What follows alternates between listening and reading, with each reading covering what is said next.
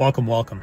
Ziggy1X here with another NieR reincarnation video, and I just uploaded my first ever Crisis video. It's just an introduction. I don't have any hands-on experience with the game, but go over and check that out. I'm looking forward to playing that one when it comes out on Thursday, so boy, when is that going to be? 2 days from now. Yee. And we've also got a new event coming our way fast on Friday in NieR Reincarnation, so let's go ahead and dive into this. First of all, I wanted to get one thing out of the way, and that is the Festive Banners. We are now in week 5 of the Festive Banners, the first 4 weeks being dedicated to individual costumes. The first one we got was Festive Theo, and she turned out to be, in my humble opinion, the best. I have seen her used to excellent use in subjugation. I went ahead and slotted her into every single one of my subjugation teams in Wave 2. She's done beautiful work. She actually has outperformed several of my elemental specialists in subjugation in that Wave 2 slot, so she is absolutely busted. Can't recommend her enough. We've got a few days left on the Festive Banners, so if you are sitting on the fence, this is my PSA again. I said this once before, I will say it again. If you are sitting on the fence right now, and you are going to, and you're trying to figure out who to pull for the Festive on a pity or something like that, get Festive Theo. She is by far the best of the bunch. She can be used everywhere. She's excellent. Let's talk a little bit about our other units real quickly in summary. I got both Gale and New Year's Yuri to add to my win team. It took my subjugation win score from my weakest to my strongest between just those two costumes. I also picked up Noelle, got her to A3, got pretty lucky there. And she's excellent.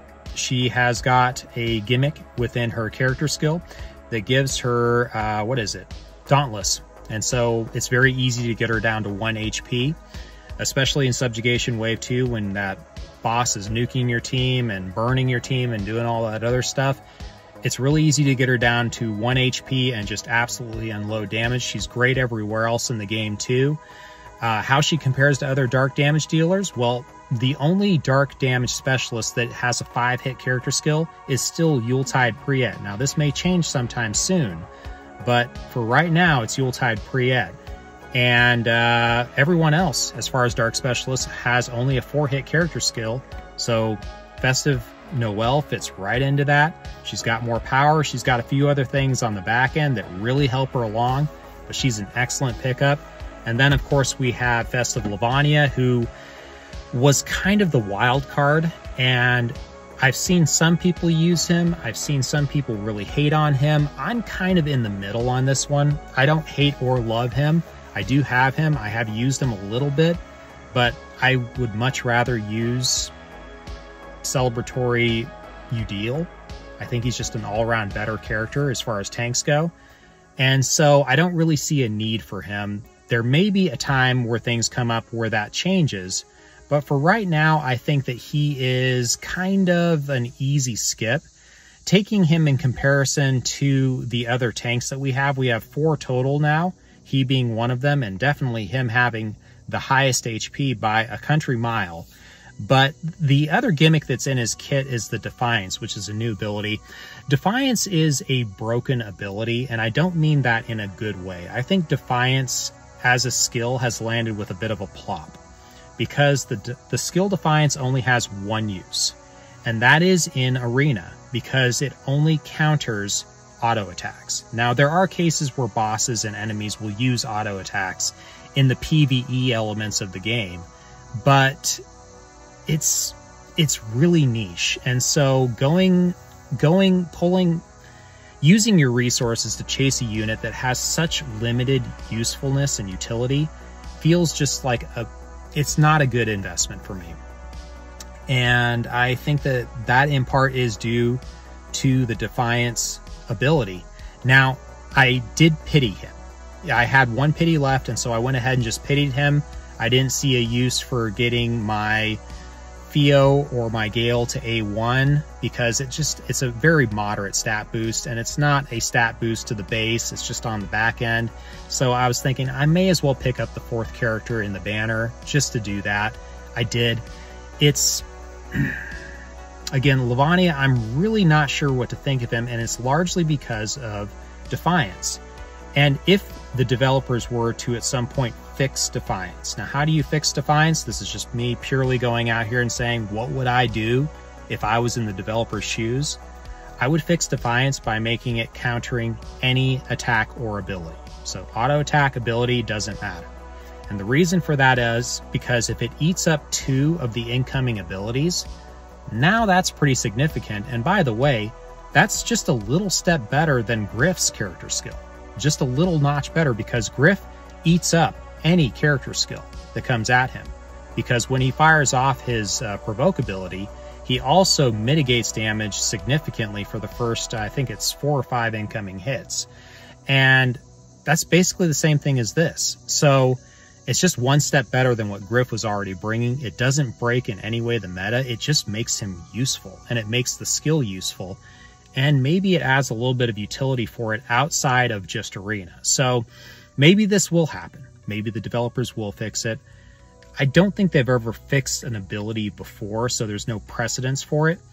But that's my thoughts on Festive Levania. Should you pull him? No, I don't think so.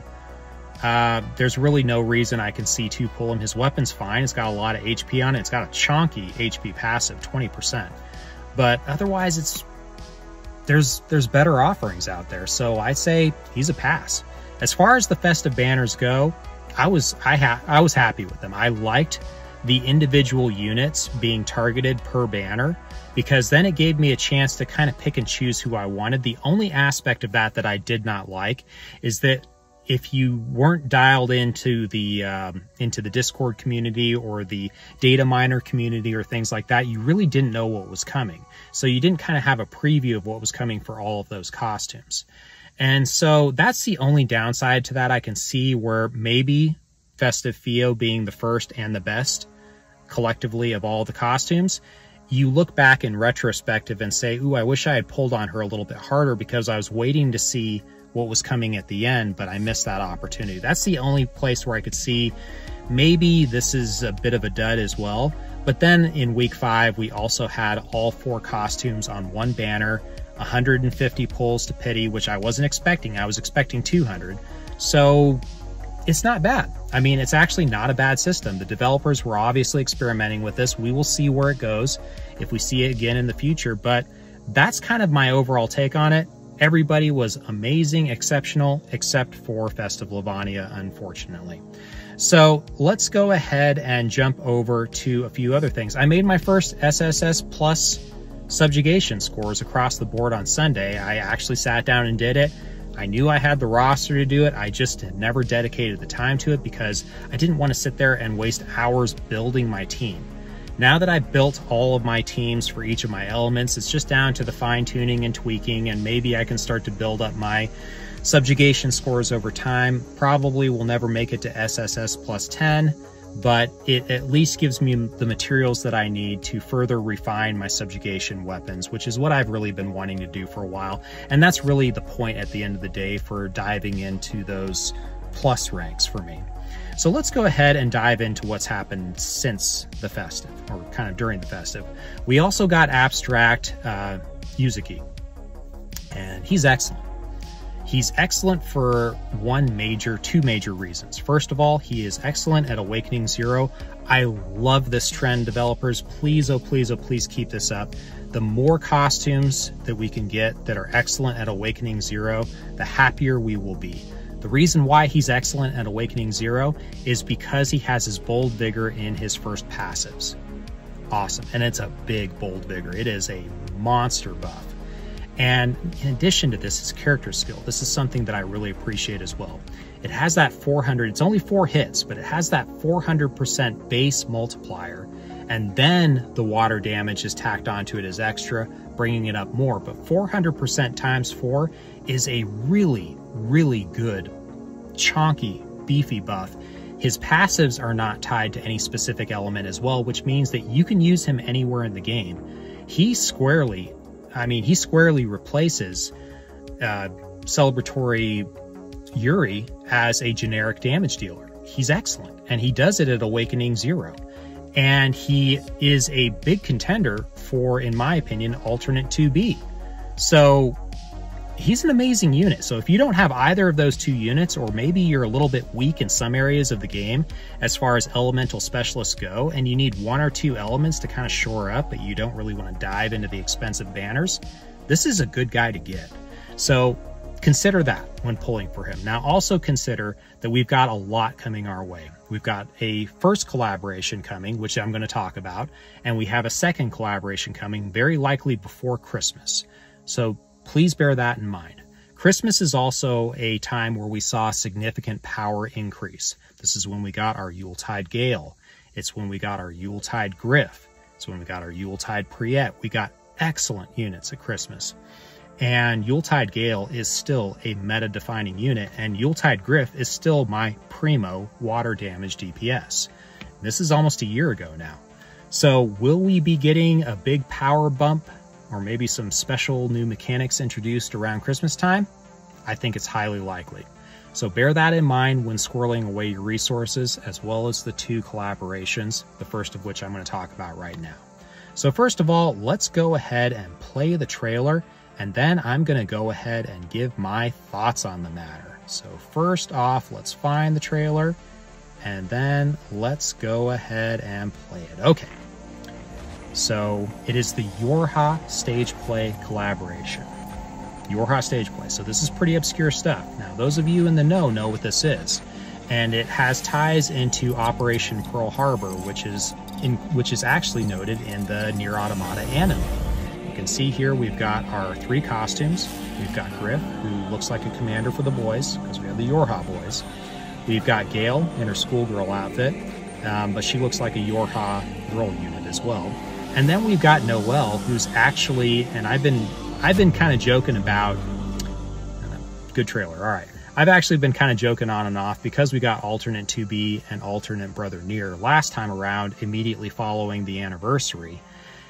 I was saying, hey, after this next 2.5 anniversary, we're going to get A2 and Kaine, which is why I actually squirreled away a lot of resources and didn't dive all the way into the festive banners, because I figured something big was coming right afterwards. And I don't know yet what the kits of these costumes are going to look like, but I do know that we did get an A2 of sorts, and Noelle is playing the role of young, innocent, naive, sweet summer child A2 before she became old, bitter, jaded, cranky, crotchety, old woman A2. And so this is going to be cool. So Noelle is going to be dressed as A2 before she was abandoned by YoRHa. This is based off of, again, the stage play. And let's talk a little bit about what we've seen so far. Now, the kits have not been revealed on these costumes. The data mine usually drops a little bit before the banner, so I won't see anything like that until just before the banner drops. But what we can see is we can see the character skills, because in the videos that they release, they show the character skill animations. Let's start with Griff. Griff looks like he's going to be our arena specialist. Now, these arena specialists are usually the most desirable units of any given banner, because they tend to change or warp or add to the PvP meta. The people who are really pushing the competitive play within the game are going to always be focused more on the PvP side of things, because that's where they're getting the most challenge out of the game, that and subjugation. And so the reason why I say this is his character skill looks like it's a beginning of turn, fire off the character skill. But what it does is it does a tick against the enemy, which means that maybe it's something like a Summer F66X, where it steals abilities. Maybe it gives them to your team. Maybe it just dispels them. Maybe it debuffs the other team while doing some other nasty effect. But it's something that he casts and it affects the other team. So we've got a precedence for this for several other costumes within the game. He's a dark character, so maybe he pairs beautifully with Celebratory Udil. I just got done talking about Udil. I love that boy in Arena. So let's see what we get from that. Maybe he'll really make Celebratory Udil emerge to the forefront again as a meta-defining guy. But that's really all we know about him. Now, the next one is going to be Gale. And this is going to be, let's say, Mach, Mech, Gale. These are all mech characters, so she has got a 4-hit character skill, which is pretty common for a dark character. She is a dark character as well. But we've got so many dark damage dealer specialists, we've got 4 in the game right now, that I suspect that she may be some kind of an enabler. Maybe she'll be a bit of a hybrid. Maybe she'll do some damage. Maybe she'll enable your primary DPSs on Dark to do even more damage. And so this can be something that's very interesting. Again, she does have a 4-hit character skill, but my initial thoughts is that she is going to be a support type character. She's going to focus on support, and that's really where you're going to find her utility. Now, the last one is going to be A2 Noelle. And this girl has got a 5-hit, and she's light.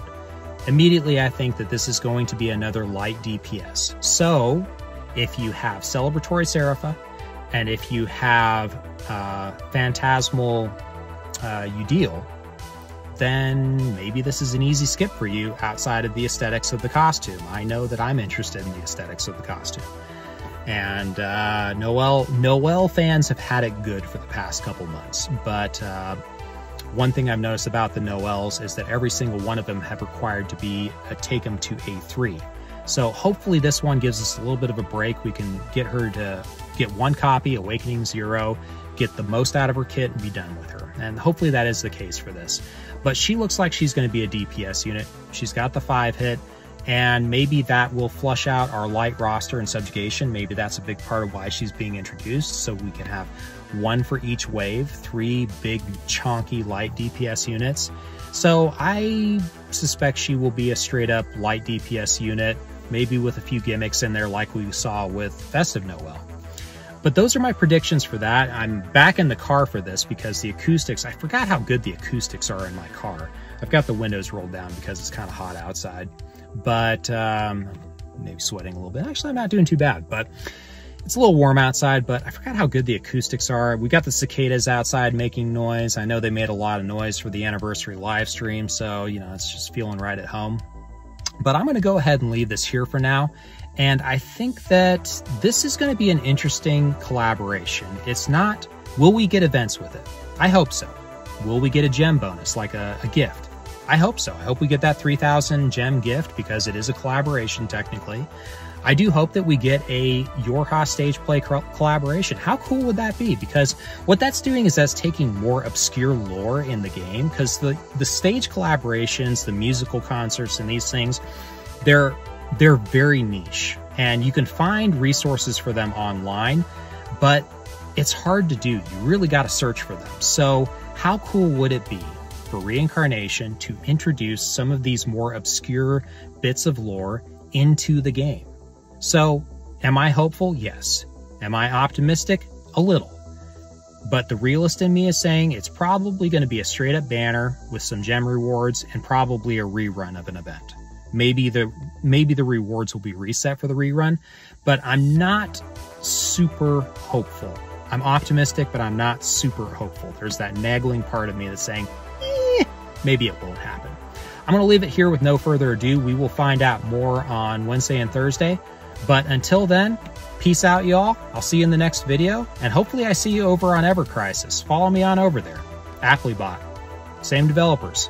So if I do see you, I look forward to seeing you. And in the meantime, peace out, y'all. Have a good one. Bye.